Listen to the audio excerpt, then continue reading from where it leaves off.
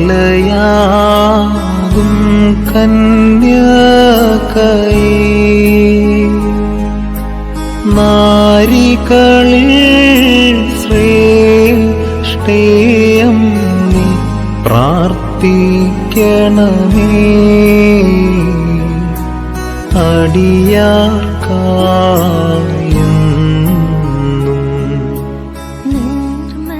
ക്രൈസ്തവ സഭയുടെ ശില്പികളിൽ ഏറ്റവും പ്രധാനിയാണ് അപ്പോസ്തലനായ പൗലോസ് ശ്ലീഹ. ഏതാണ്ട് 14 ലേഖനങ്ങൾ അപ്പോസ്തലനായ പൗലോസ് ശ്ലീഹായുടേതായിട്ട് പുതിയ നിയമത്തിൽ നാം വായിച്ച് ഗ്രഹിക്കുന്നുണ്ട്. അപ്പോസ്തലനായ പൗലോസ് ശ്ലീഹായെ നമ്മളൊന്ന് അടുത്ത് മനസ്സിലാക്കുമ്പോൾ ചില സവിശേഷ സ്വഭാവങ്ങൾ അറിയാനായിട്ട് സാധിക്കും. അപ്പോസ്തലനായ പൗലോസ് ശ്ലീഹായെ കുറിച്ച് നാം ചിന്തിക്കുമ്പോൾ 2 പ്രധാനമായ കാലഘട്ടമാണ് നമ്മുടെ ശ്രദ്ധയിലേക്ക് ഓടി വരിക. ഒന്നാമത് ശൗലായിരുന്ന പൗലോസ് നശീകരണത്തിന്റെ വക്താവായി അധികാരപത്രം വാങ്ങി ക്രൈസ്തവരെ പീഡിപ്പിക്കാനായി ഓടി നടന്നവൻ, വ്യഗ്രതപ്പെട്ടവൻ. എന്നാൽ ക്രിസ്തുവുമായിട്ടുള്ള അഭിമുഖം ദമസ്കോസിന്റെ പടിവാതിൽക്കൽ വെച്ച് ഉണ്ടായതിനു ശേഷം അപ്പോസ്തലനായ പൗലോസ് ശ്ലീഹ വലിയൊരു മാനസാന്തര അനുഭവത്തിലേക്ക് കടന്നു വന്ന് അവൻ സുവിശേഷത്തിന്റെ ആത്മാവിൽ അവൻ ക്രിസ്തുവിന്റെ ഏറ്റവും വലിയ സുവിശേഷകനായി മാറുന്നതായിട്ട് നാം കാണുന്നു. എന്താണ് അപ്പോസ്തലനായ പൗലോസ് ശ്ലീഹായുടെ സ്വഭാവ സവിശേഷതകൾ? ഇന്ന് പ്രഭാത വിചാരം ചിന്തിക്കുന്നത് ഈ വിഷയത്തെക്കുറിച്ചാണ്. എല്ലാ പ്രിയപ്പെട്ടവർക്കും പ്രഭാത വിചാരത്തിലേക്ക് ഹൃദ്യമായ സ്വാഗതം.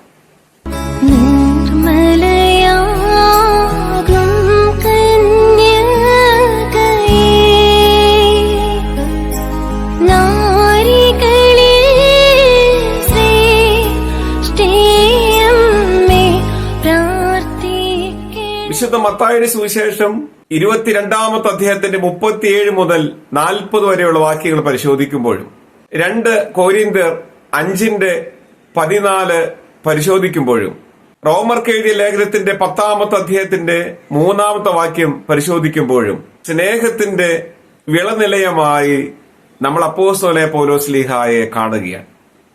അതുകൊണ്ട് തന്നെ സ്നേഹത്തിന്റെ അപ്പോസ്തലൻ എന്ന് പൗലോസിനെ വിശേഷണ രൂപത്തിൽ വിളിക്കാറുണ്ട്. അപ്പോസ്തലനായ പൗലോസ് ശ്ലീഹായെ കുറിച്ച് നാം മനസ്സിലാക്കുന്നത് അവൻ എപ്പോഴും സന്തോഷിക്കുന്നവനായിരുന്നു. പ്രത്യേകിച്ച് ജീവിതത്തിൽ ഉടനീളം ക്രിസ്തുവിൽ സന്തോഷിക്കുന്ന ഒരു വ്യക്തിയായിരുന്നു അപ്പോസ്തലനായ പൗലോസ് ശ്ലീഹ. അദ്ദേഹത്തിന്റെ ലേഖനങ്ങൾ പരിശോധിച്ചാൽ അറിയാം എത്രത്തോളം അവൻ ക്രിസ്തുവിനെ ഹൃദയത്തിൽ സ്വീകരിച്ചിരുന്നു എന്ന്.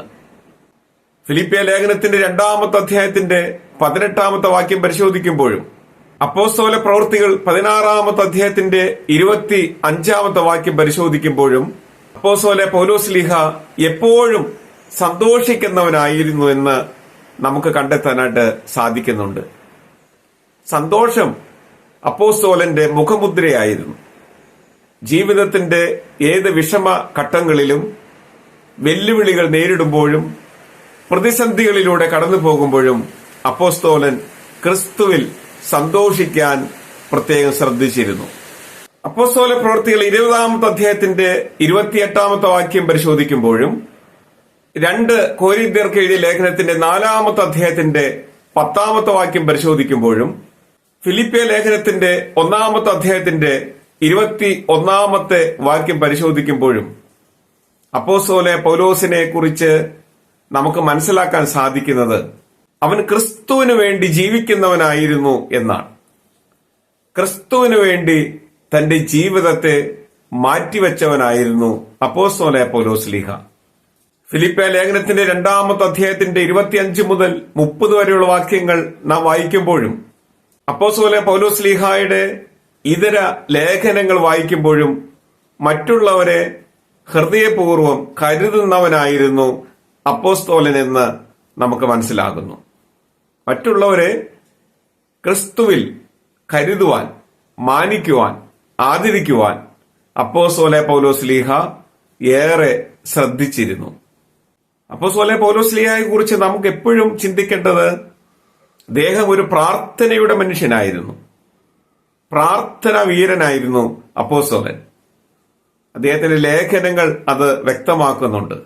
തെസ്സലോനിക്കർക്ക് എഴുതിയ 2-ാമത്തെ ലേഖനം 3-ാമത്തെ അധ്യായത്തിന്റെ 10-ാമത്തെ വാക്യം പരിശോധിക്കുമ്പോഴും, ഫിലിപ്പിയർക്ക് എഴുതിയ ലേഖനം 1-ാമത്തെ അധ്യായത്തിന്റെ 7-ാമത്തെ വാക്യം പരിശോധിക്കുമ്പോഴും അപ്പോസ്തലനെ കുറിച്ച് നാം മനസ്സിലാക്കുന്ന ഏറ്റവും സവിശേഷമായ കാര്യം, പ്രാർത്ഥിക്കാൻ എപ്പോഴും അവൻ സമയവും സാഹചര്യങ്ങളും കണ്ടെത്തിയെന്ന് അപ്പോസ്തലനെ കുറിച്ച് നാം മനസ്സിലാക്കുന്നു. ഒരു പ്രതികൂലതകളിലും തളരാത്തവനായിരുന്നു അപ്പോസ്തലനായ പൗലോസ്ലീഹ. വെല്ലുവിളികൾ നേരിടേണ്ടി വരുമ്പോഴും, ജീവിതത്തിൽ അസ്വസ്ഥതകൾ ഉടലെടുക്കുമ്പോഴും പതറിപ്പോകാതെ, തളർന്നു പോകാതെ, പോരാട്ട വീര്യത്തോടെ നിലനിന്നവനായിരുന്നു അപ്പോസ്തലനായ പൗലോസ്ലീഹ.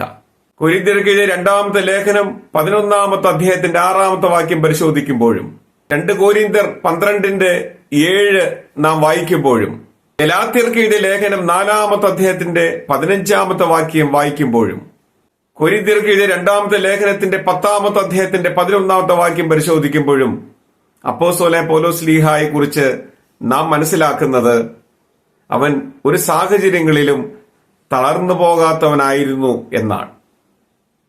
സാഹചര്യങ്ങളെ കണ്ട് പതറിപ്പോകാതെ ക്രിസ്തുവിനു വേണ്ടി തന്റെ ജീവിതത്തെ ഒഴിഞ്ഞുവെച്ച് സുവിശേഷത്തിനായിട്ട് അവൻ ജീവിച്ചു.